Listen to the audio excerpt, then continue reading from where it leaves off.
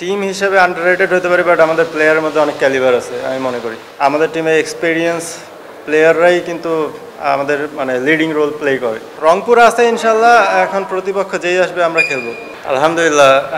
এটা তো অবশ্যই স্পেশাল একটা ফিলিংস। এতদিন ধরে কষ্ট করতেছি অ্যাজ এ টিম, এখন যেই রাইট জায়গায় ক্লিক করা উচিত ছিল আমরা সবাই মিলে চেষ্টা করছি অ্যাজ এ টিম, আমরা ক্লিক করতে পারছি। তো আলহামদুলিল্লাহ এটা অনেক এর থেকে বড় ফিলিংস আসলে ক্রিকেটে অলমোস্ট রেয়ার। আজকের উইকেটটা বলতে গেলে এই টুর্নামেন্টে একটু ট্রিকি উইকেট ছিল, লো স্কোরিং গেম ছিল, বল একটু ফাস্টে ছিল। তো আসলে এটা উইকেটটা একটু ডেফিনেটলি ব্যাটারদের জন্য একটু ডিফিকাল্ট ছিল। হ্যাঁ, এটা তো প্রত্যেকটা ক্রিকেটারই চাবে, স্পোর্টসম্যানরা চাবে যে দিনের বেস্ট পারফরমেন্সটা সে করুক, টিমের জন্য হেল্প হোক। তো হ্যাঁ আলহামদুলিল্লাহ এটা খুবই ভালো ফিলিংস। মানে আমরা টিম হিসেবে আন্ডাররেটেড হতে পারি, বাট আমাদের প্লেয়ারের মধ্যে অনেক ক্যালিবার আছে আমি মনে করি।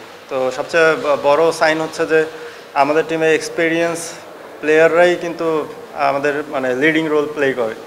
দেখা গেল যে নাইম ভাইয়ের যে এক্সপিরিয়েন্স আছে, তানভীর ভাই, আরিফ ভাই, বাবু ভাই, তো এই এক্সপিরিয়েন্সগুলোই তো দরকার একটা টিমে, যে কিছু ইয়াং থাকবে, কিছু এক্সপিরিয়েন্স থাকবে।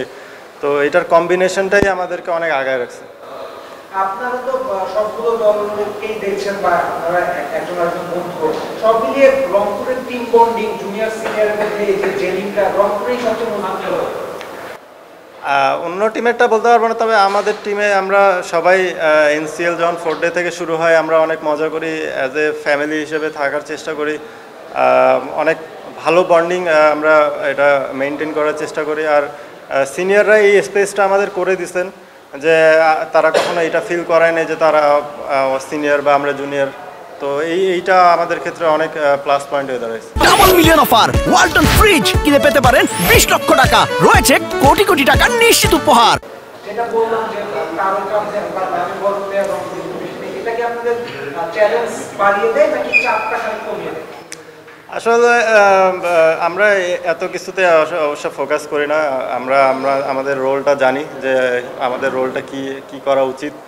তো আমার মনে হয় যে এইটা একটা সেন্সিবল টিমের আমার মনে হয় একটা খুব বড় পার্ট, যে সবাই সবার রোলটা জানা, কোথায় কাকে ক্লিক করতে হবে এটা অনেক ইম্পর্টেন্ট। তো আমাদের টিমের ক্ষেত্রে এই জিনিসটা এখন পর্যন্ত সোফার অনেক ভালো চলতেছে। প্রতিপক্ষ হিসেবে ফাইনালে কাকে পেলে খুশি হবে, ঢাকা নাকি? রংপুর আছে ইনশাল্লাহ, এখন প্রতিপক্ষ যেই আসবে আমরা খেলবো।